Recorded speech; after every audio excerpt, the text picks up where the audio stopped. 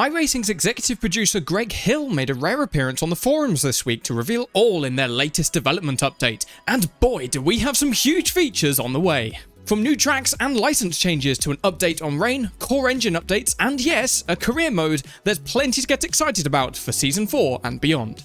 Here's our rundown on everything you need to know, plus my theories on what might be coming next.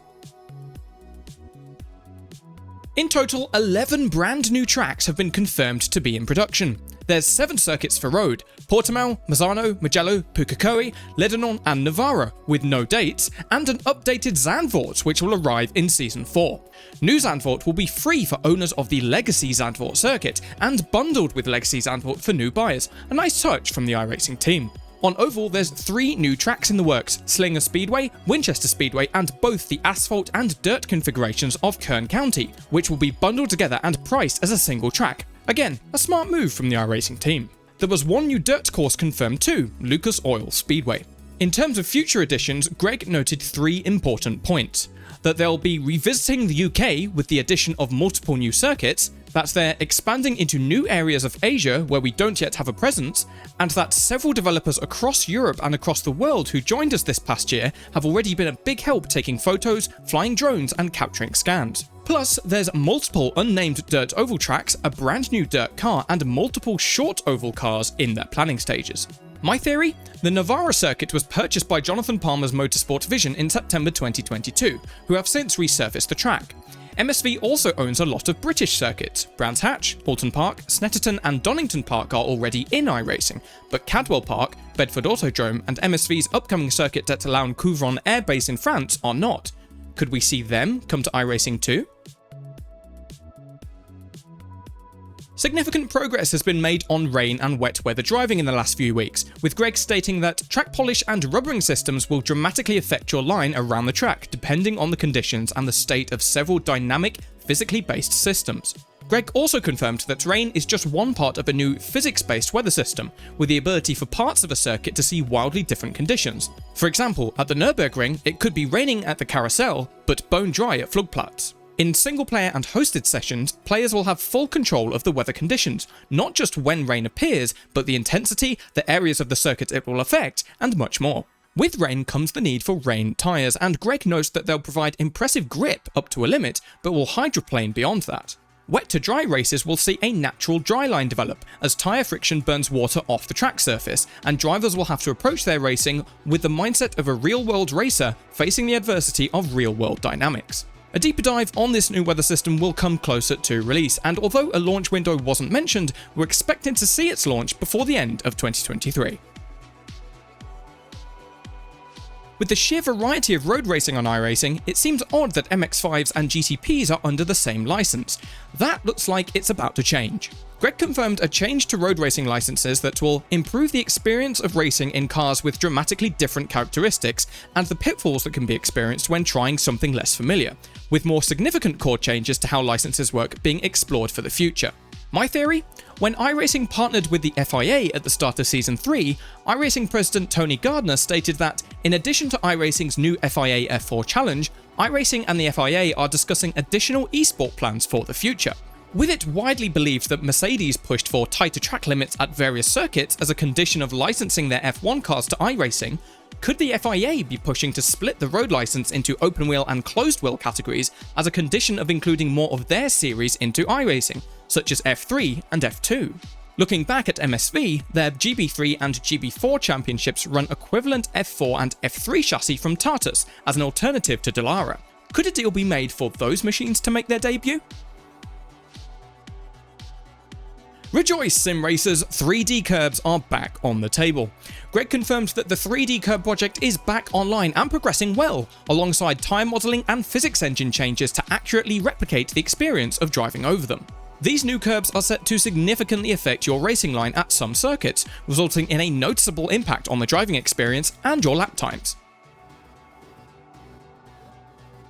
It's crazy to think that iRacing's V7 tyre model is now over 4 years old, and it appears a V8 tyre model may be in the works. Greg noted that the tyre/engine team has tripled in size in recent months and is actively exploring areas such as tyre deformation, torsional deflection, heat buildup and more to provide the most authentic experience possible. Tread profiles are also being explored, likely in conjunction with how both dry tyres and rain tyres will operate across all weather conditions. Now the dirt refresh is live, it's time for oval racing to get the same treatment. iRacing has a full team of testers, engineers and developers working towards improving the oval racing experience, both in its realism and in its enjoyment. No timeline has been given on this one, but as the dirt refresh took less than 6 months from first mention to release, we're hoping to see the oval refresh before the end of the year. My theory? There's been a clamouring for open-wheel oval racing content on the forums lately. With mentions of IndyCar in profiles and on the forums seemingly relaxed, could we see open-wheel oval competition receive a renewed push? iRacing's in-game UI has remained virtually unchanged since its 2008 release, but at long last, that's about to change. Greg confirmed that a modern and designer-friendly UI framework is in production that will transform the in-sim experience. This includes an overhaul of the options and garage pages and a transition to vector-based graphics rather than raster-based, meaning the new UI will scale appropriately at all resolutions and with all monitor setups. On top of that, the web UI will see the addition of purchases and transactions, plus an updated results page with a full race history and a search function. After years of demands on the forums, the original Spaghetti code engine is being brought up to date. Greg stated that a team has invested the better part of the last year, and the next year for sure as well, working through the very core of our codebase, overhauling and modernizing the architecture and preparing our many systems to better leverage multi-threading and tasking. These core updates will make the game both run smoother on today's systems and provide a better platform to develop new features. As an example of the power of this work, the number of unique cars per instance, not the total car count, will be increased in Season 4, with an audio rework next in the pipelines. AI races have proven to be a hit, and the single-player experience is expanding in a big way with the introduction of a career mode. Part of iRacing's drive to develop deep new sim systems and ways to engage with the product, the single-player career mode is designed to provide a realistic, authentic, and engaging experience for all. A timescale wasn't given for its release, but as this is the first time we've heard a career mode be mentioned, we anticipate it will release sometime in 2024. My theory? Greg took care to label this career mode as the team's initial focus when it comes to expanding iRacing. If the focus is on developing engaging features that deepen the immersion, could we see an overhaul of the current divisions and leagues to provide more authentic and engaging structured competition? This has largely flown under the radar, but is perhaps the most significant news in the update. iRacing's team has dramatically increased in size. The car/track development team has doubled, the animation team has doubled, and the tyre/engine team has tripled, alongside the addition of numerous industry veterans. This has allowed the team to focus on pipeline, tooling, and process improvements, which should result in larger scale projects and quicker turnaround times. An immediate example of this is the expansion of the recent track art overhauls, with Sebring and Road Atlanta to be joined by Brands Hatch, Okayama, Alton Park, and a number of older NASCAR and oval tracks, plus brand new animations that increase in-game immersion, such as more authentic GT3 pit stops and new shifting and emotive systems. Between the two BMWs, I'm going for first, says John Cleland. I really hope we can get that. Sim racing is bigger today than ever before, and with the iRacing team growing in kind, we can expect more updates, more fixes, and more features coming thick and fast. iRacing is approaching its 15th anniversary next month, more on that soon, and this is perhaps the single biggest development update we've seen to date.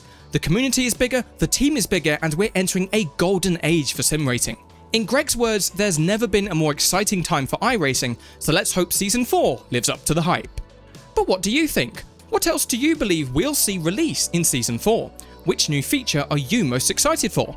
Let us know in the comments below, and if you enjoyed the video and want to see more, hit that like button and be sure to subscribe and ring the bell to never miss an upload. I'm John from TopSplit, and I'll see you out on track.